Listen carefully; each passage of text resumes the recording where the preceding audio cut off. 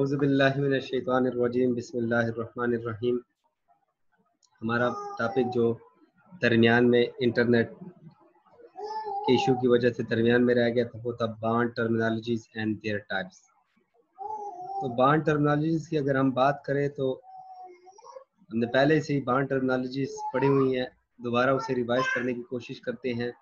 Chapter number 3 पूरा का पूरा रिलेटेड टू बॉन्ड था। तो बॉन्ड की अगर हम बात करें तो सबसे पहले बॉन्ड की पार वैल्यू या फेस वैल्यू होती है। बॉन्ड की अपनी par value and face value होती है। We are well familiar about face value और par value of a bond. Then discounting of a bond and premium of a bond. What is mean by discount bond and what is mean by premium bond. अगर bond अपनी face value से कम का बिकेगा तो discount कहलाएगा, अगर ज्यादा का बिकेगा तो प्रीमियम कहलाएगा। वजह कम और ज्यादा क्या है? मार्केट इंटरेस्ट रेट का कम और ज्यादा होना।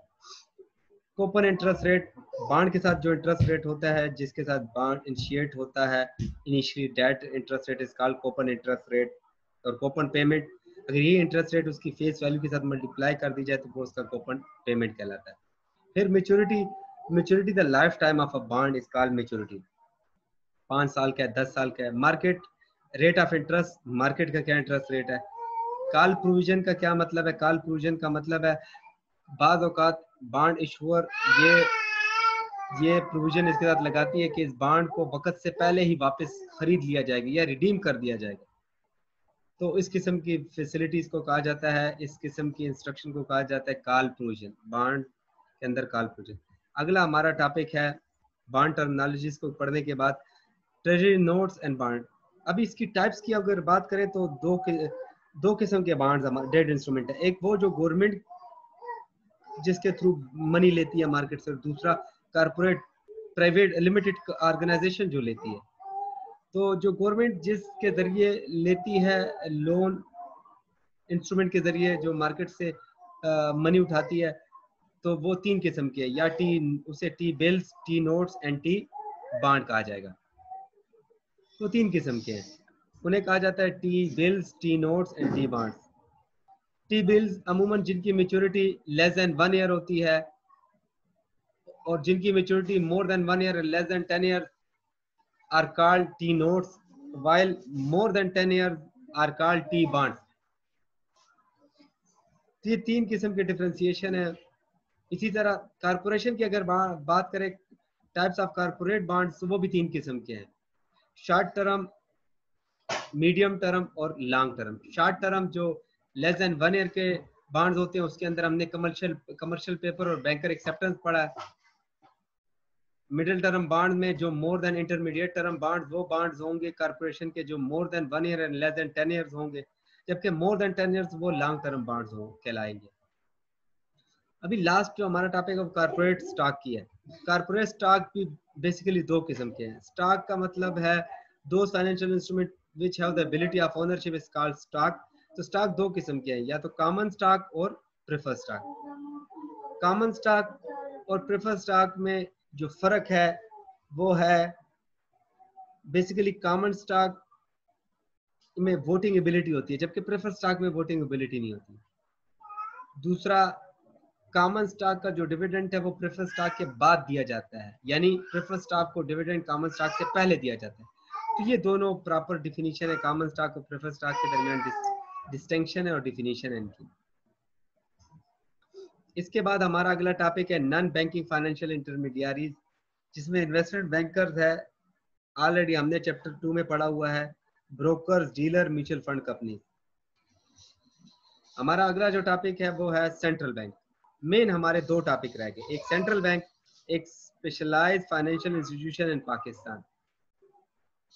तो सेंट्रल बैंक में सबसे पहले function of central bank, as we are student of economics, so we are well familiar about state bank, their function, their role, how to control credit in the market. So basically there are 8 functions: bank of issue, banker, agent and provider to government, custodian of cash reserve, custodian of foreign balances, lender of last resort, clearing houses, controller of credit and protection of deposit interest. तो हमारा पहला topic था function function अच्छी तरह आप familiar. दूसरा topic है इसका क्रेडिट कंट्रोल। स्टेट बैंक किस तरह, स्टेट बैंक ऑफ पाकिस्तान किस तरह क्रेडिट कंट्रोल करती है? तो स्टेट बैंक अमूमन क्रेडिट कंट्रोल करती है, पहला है बैंक रेट। क्रेडिट कंट्रोल का मतलब है मनी सप्लाई, मार्केट के अंदर जो सर्कुलेशन ऑफ मनी है उसको उसकी सप्लाई को किस तरह इंक्रीज और डिक्रीज कर कंट्रोल किस तरह करती है। तो उसका पहला तरीकाकार है बैंक रेट। ये जो स्टेट बैंक है ये कमर्शियल बैंक को लोन देता है, वो एक इंटरेस्ट रेट पे देता है। अगर इसने सर्कुलेशन मनी बढ़ानी है तो उस बैंक रेट को लो कर देता है, अगर कम करनी है तो बैंक रेट को हाई कर देता है। दूसरा तरीकाकार है इसका रिजर्व रेशो। ये बैंक के जो डिपॉजिट है उसके ऊपर कुछ रिजर्व, बैंक एक कमर्शियल बैंक जितना भी डिपॉजिट अपने पास रखता है, लेट सपोज उसके पास अगर 10 मिलियन है, जितनी भी अमाउंट उस लोगों ने उसके पास रखी है, पब्लिक ने उसके पास एज अ डिपॉजिट रखी हुई है, तो उसका कुछ परसेंटेज जो स्टेट बैंक है वो अपने पास एज अ रूल वो अपने पास रखवाती है। तो इस रिजर्व रेशो को भी कम ज्यादा करने से क्रेडिट कंट्रोल किया जा सकता है, सप्लाई ऑफ मनी कंट्रोल की जा सकती है। Then open market operation. Open market operation में गवर्नमेंट क्या करती है, वो अपने टी बिल्स, टी नोट जो ऑलरेडी हम पढ़ चुके हैं, टी बॉन्ड के जरिए मार्केट में मनी की सप्लाई को कंट्रोल करने की कोशिश की जाती है। अगर गवर्नमेंट मनी सप्लाई कम करना चाहती है तो T bills, T notes, T bond अपने बेचती है, पैसा मार्केट से उठा लेती है। अगर बढ़ाना चाहती है तो वो वापस क्या कर देती है, वो वापस उसकी परचेजिंग करती है।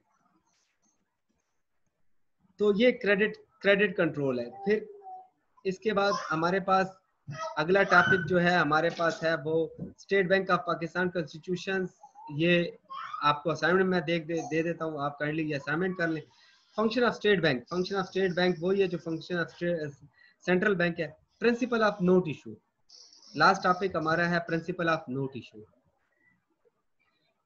फिर जो क्रेडिट कंट्रोल है इसमें जो हमने पढ़े वो क्वांटिटेटिव थे, क्वालिटेटिव भी। मोरल परसुएशन, मोरल परसुएशन में क्या किया जाता है, I think student economic student हम इससे अच्छी तरह वाकिफ है, हम आगे पढ़ते हैं। Principle of note issues, note issues के जो करंटली प्रिंसिपल चल रहे हैं उनमें पहला प्रिंसिपल है नोट इश्यूज।